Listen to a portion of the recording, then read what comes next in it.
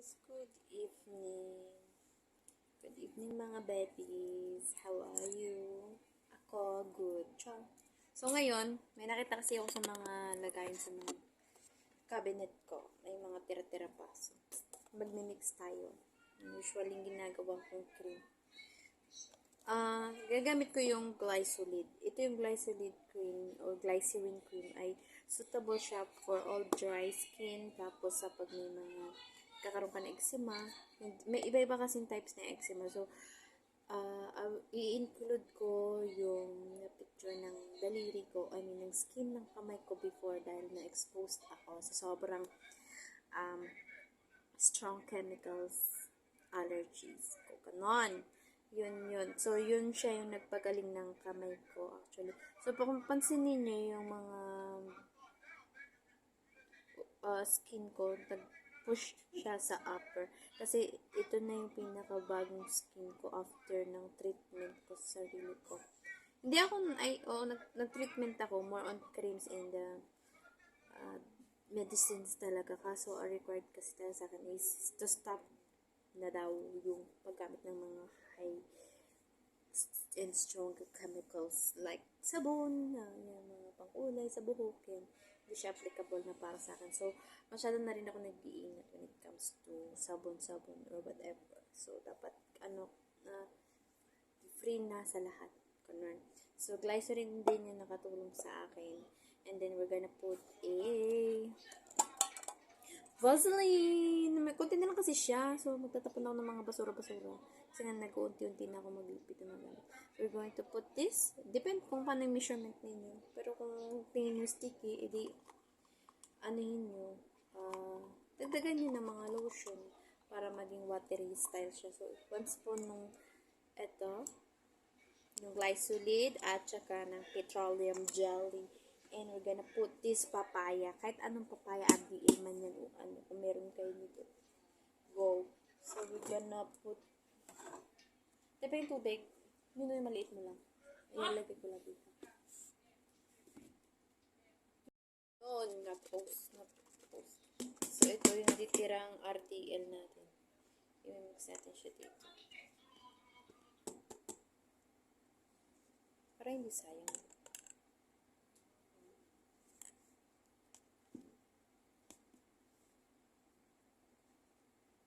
Gawa tayo ng paraan para maging makinis tayo. Din natin yan, sir. Alam ni Anghela. Tapos ilang linggo lang, mangingitim ka na rin. Yan. Pag umuwi ka ng probinsya. So, lagyan natin ng cream 21, all-purpose cream. Hati. Yan.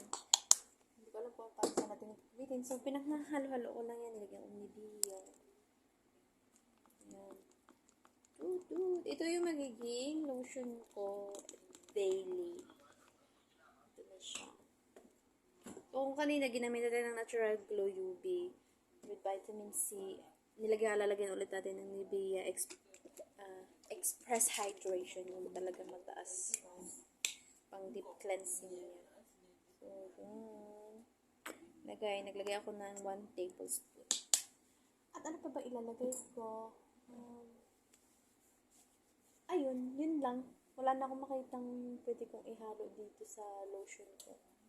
So, ayun. Haluin natin kasi yung petroleum jelly at saka glycerin ay masyadong sticky.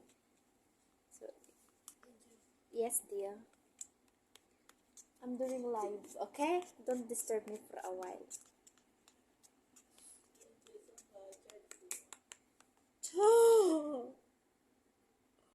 Edlot na naman. Halu-haluin. Yan, ganyan para pumuti. Changoy. Hindi ba alam guys, yung petroleum jelly, alam niyo din naman, is marami siyang components and ang dami niyang healing pwede mong magawa sa buhay mo. Yung mga cracks nyo, mga buto-buto, may buto-buto, mga skin, na-heal niya yan.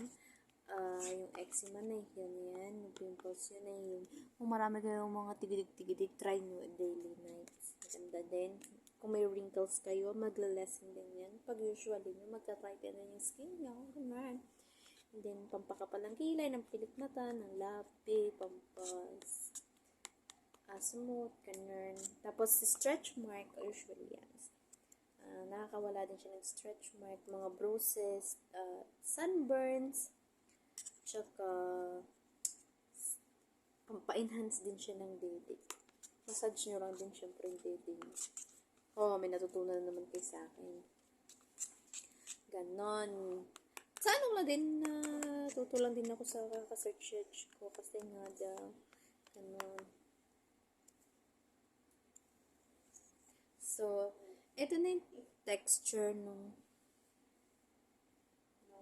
ginawa ating lotion. Ganyan. So, ito yung magiging result niya. Ito yung ipapahid nyo every day and every night and everywhere in every location. Char. Mabango. Mabango siya. Kaysa mag-normal lang kayo na na lotion.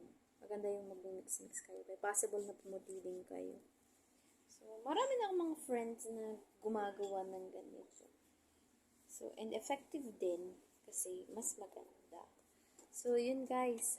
Yung ang tawag dito. Yung mixture depends sa ano ninyo, kung gusto nyo medyo malagkit-lagkit or gusto nyo yung watery-watery or normal lang. Pwede siya. So, yun lang guys. Sana makatulong. At pandagdag sa mga ka-arte yung issues niyo like me. I'm so conscious about my skin. Kasi gusto kong pumuti. Dahil moray na tayo.